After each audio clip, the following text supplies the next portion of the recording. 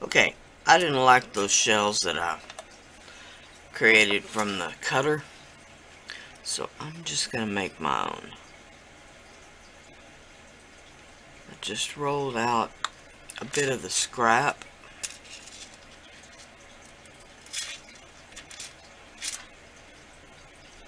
I'm going to cut it into 4 kind of equal pieces. Alright, I'm going to take one of these pieces, and you can see how small it really is.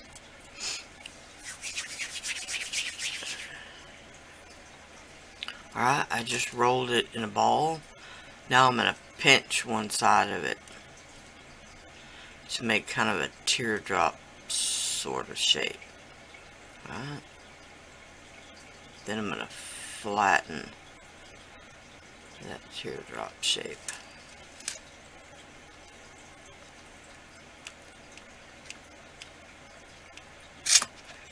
Alright, you can see I've flattened it a little more towards the pointed end. Alright. Once again, I'm going to just take my knitting needle, or a toothpick if you don't have a knitting needle. Sorry, it's early in the morning, and I've got a frog in my throat.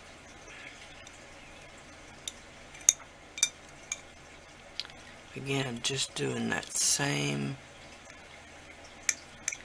technique of rocking the needle back and forth.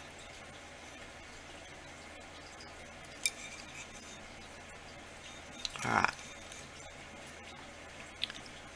And once again, I'm going to rock the tip.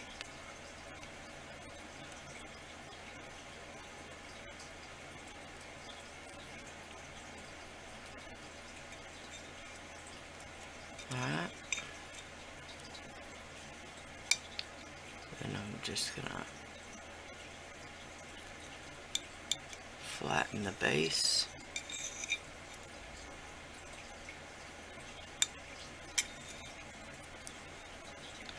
Then I'm gonna rock both sides of the base.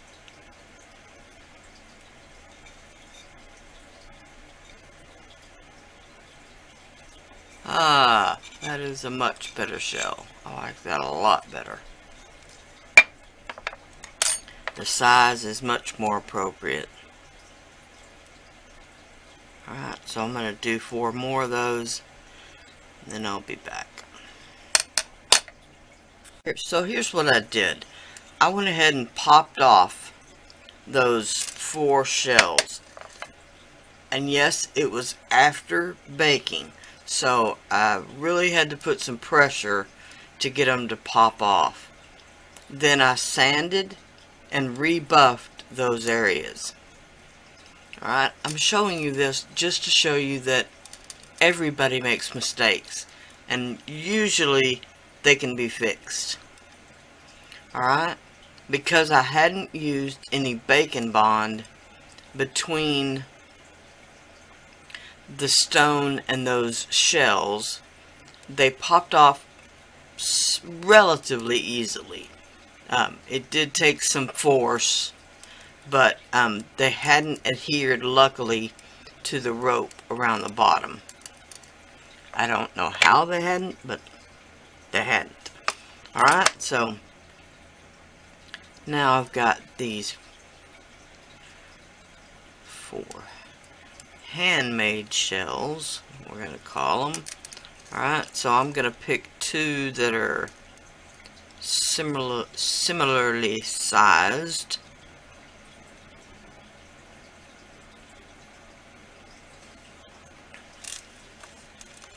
Alright, and I'm going to apply them just exactly the same way.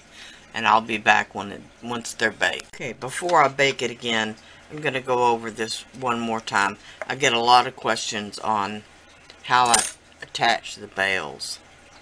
Alright, I've got this glue-on bale.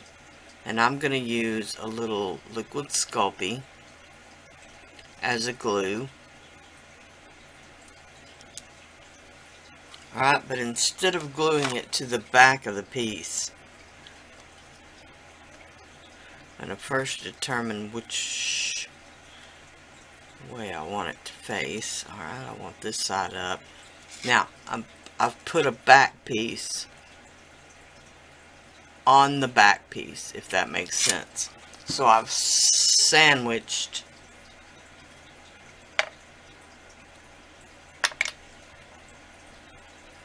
I've made a sandwich of the back of the pendant. There is the back piece we started with, and I've made another back piece. Alright, so I've just put a little liquid Sculpey on the back. Alright, and now I'm going to close that little pocket up.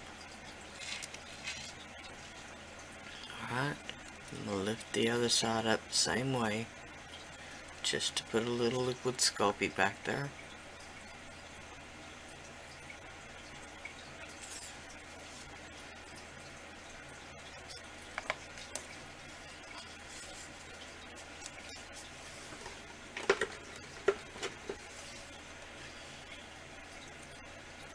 Alright.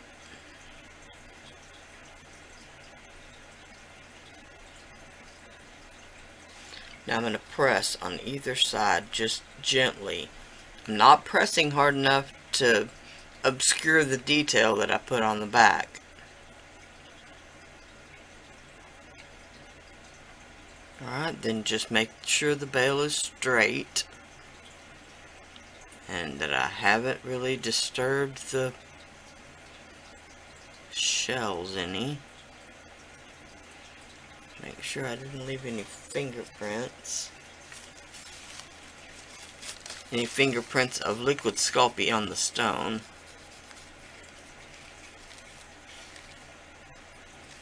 Alright. And the last thing I'm going to do before I put it in the oven is I'm just going to put my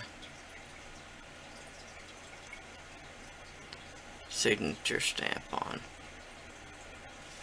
Alright. Then it goes in the oven. Okay, now here it is. I will probably paint the bezel, just because I'm not too wild about